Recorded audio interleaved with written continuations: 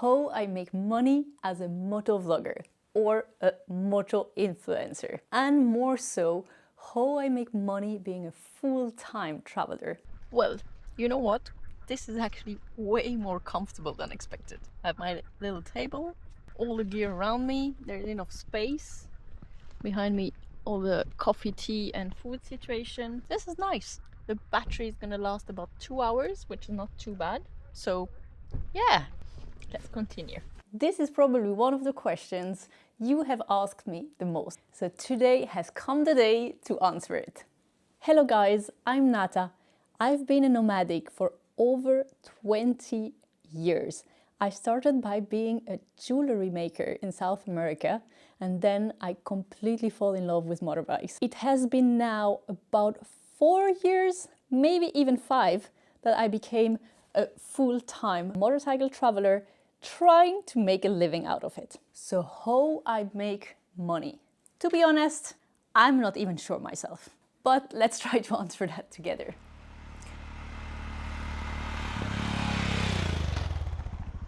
So for what I could see, there are 3 types of person or of ways to become a motovlogger.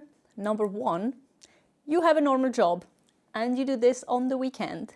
At some point, you might earn enough and you can quit your job. Option 2, you work your ass off for a very long time, save a lot of money, and then quit. Leave it all behind and start your new career as a motovlogger. And then there is option 3. This one is the one I've chosen, and I don't recommend it to anyone. You get a bike, you start without any savings, and you figure it out as you go.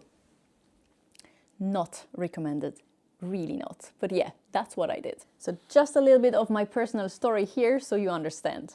When I was 18, I started traveling. I went to India and then I went to South America. I wanted to become a photographer. But at that time, it was not that easy. There was no social medias.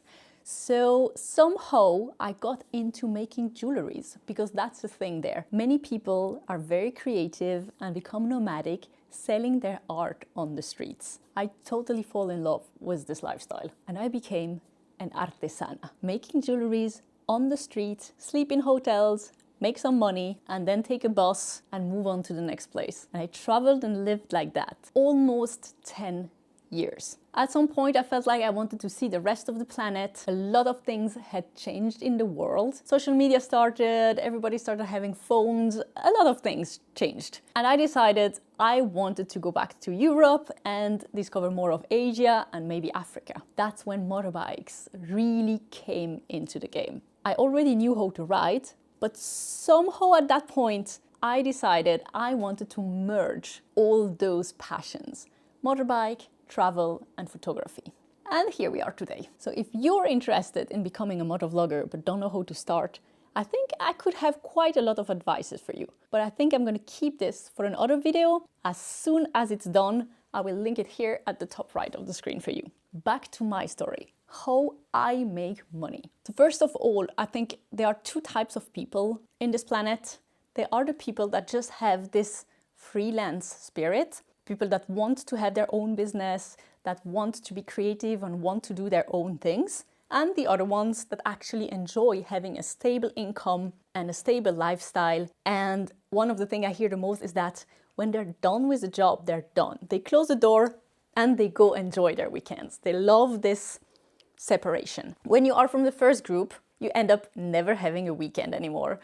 You kind of live and work and live your passion all together at the same time.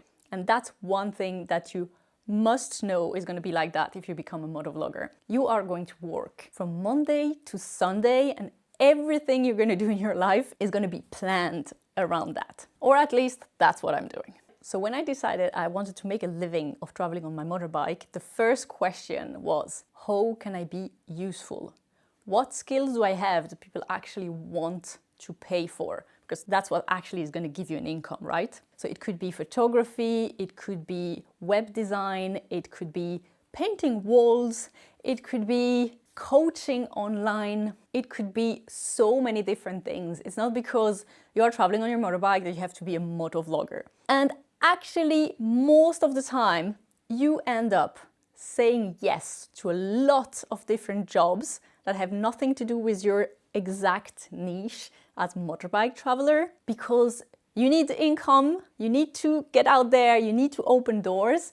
So advice number one, say yes to everything, and that's what I do.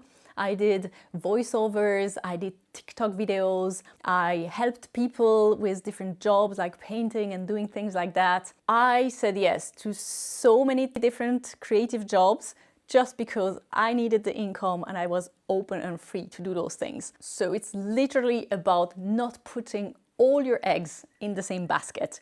Not because you shouldn't, just because it will not happen. You will never have one main income unless you're a huge YouTuber or something like that maybe. But if you're just starting, if you're small, you're gonna have a lot of different small incomes. And before I tell you how I'm making money at the moment, I also have to tell you, because that's very important, how I save money. Because all the money I'm saving on stuff is money I don't need to make to pay those things, right? For example, if I don't pay rent, then I don't need that much money to pay the rent. Let's say I have a hotel inviting me to stay for free for 1 week in their place. I'm not earning any money, but I'm also saving on lodging. And I know a lot of creators are against receiving stuff for free, but I think it's a very good way to leverage your expenses. It's much easier to, let's say, make 1,000 euros and then live for free, let's say 1 month in a house, it's just an example, than make 3K and then pay for the rent. Because the hard part is to make the money when you're starting. So my mindset at the beginning was always, if someone is offering something for free, I'm gonna say yes. That goes back to that mindset of saying yes to everything, because it builds a community, it builds connection, it creates your network. And from there, slowly, you're gonna build to earn on it. The other thing I did that is very easy to say, but is actually way harder to do and to keep doing, is the amount of sacrifices that you have to do. I literally quit everything. I sold all my belongings. I sold my safety net completely, and I went on a trip that was a complete leap of faith. I just went for it, and I was just ready to say yes to any opportunity. Somehow, at some point, you have to switch your perspective and realize that this is just what you do, and not everything will generate incomes. It's more like one general build up and then something will grow from it. You cannot just plant the seed and then get the fruits from that plant. You also have to prepare the terrain, water it, etc., etc. All those gestures, all those acts don't bring in money and might take a lot of time. I worked on my YouTube for over a year before getting monetized. So it was hours and hours of work just thrown into something not giving me any benefit. And this only works if you're really passionate about what you're doing. But enough talking about the theory and giving you advices. Let's keep that for the next video. I will now list you what I'm doing at the moment that actually generates me incomes. So if you're enjoying this video so far, don't forget to subscribe and to give me a thumbs up.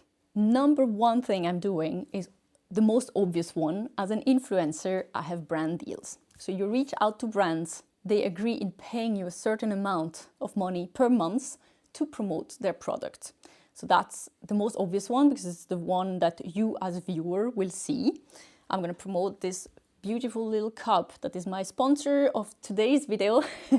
They're going to pay me a certain amount every month to do a certain amount of work. Sometimes that agreement also includes receiving the photos so they can use it on their own platform. So that's when you move from being an influencer to being a photographer. So I also have money coming in or free stays or free products just for the fact that I'm a photographer. So I provide video and photo material for them to use on their webpage and on their social medias. So those are already kind of two different incomes and two different jobs. One is the influencer, where I promote products, and the other one is the photographer, where I just literally create an image of the product. Then in the same style comes what is called UGC, user-generated content. That's when the brand wants, in general, a video from you to use on their platform. So basically, they want you to take this nice cup of coffee, go out in the garden, pour coffee, drink it, and that's it. They need basically the model and the videographer merged together in one person to create content that feels authentic and organic. They don't want a publicity. They want a real person really drinking the coffee. And that's why it's called user-generated content, because it's a real user showing the product. I am doing this at the moment for one Swiss company, and I do one video per month for them that they are putting on TikTok. And I was talking about networking and building your connections just before. Thanks to being with this company, I got other small jobs. So every month I have one new assignment. For example, I did some voiceover. They needed someone to translate the Swiss German to French. I also did food photography and videos of restaurant, this kind of things that are like a one-time deal. And I am also managing a TikTok page for a brand. So I'm the one answering the comments and deleting the bad comments and making the account work and be active. All this came from the same marketing company for which I started with a really small assignment. And then we started building a business relationship together. And each time they needed someone to do something, they would reach out to me. Another actually very important part of my incomes, not because of the amount, but because of the value that it actually is all the support I receive from you guys. I have some of you supporting me monthly on Patreon, others on YouTube. Some of you send me coffee on Buy Me a Coffee, and all those small little incomes build up and actually are worth something, but mostly as good energy. Like, if there is someone sending me €5 for a coffee, it means I'm doing something good, right? And that part of the business is actually super, super, super important, or at least to me. And if on top of that, I can provide value, sharing more information, more detailed guides or whatever. For example, on Patreon, I do a lot of storytelling and things like that. If I can provide value in that way and people give me back 5, 10, 15 euros for something they enjoyed, that's one of the income streams I really don't want to give up on, because it's beautiful. It's the most important one for me. And then we have, of course, YouTube. That's a new one for me. It's the one I'm working on a lot this year. I started to be monetized last year. I don't yet earn much. YouTube pays you only when you reach €100 per month. If you don't reach the €100, they keep the money for the next month. So I started by getting paid every 2 months because I couldn't reach the 100 in every month. And now I reached that, so I'm getting about €150 per month. That's really not much, but it's slowly growing. And that's really where I'm putting all my focus and intention. I really hope this can work out, because it would mean to me that my entire business strategy and way of living is finally paying off. And last but not least, that one is a very, very fresh one, and I would say it's almost more like a 2027 project.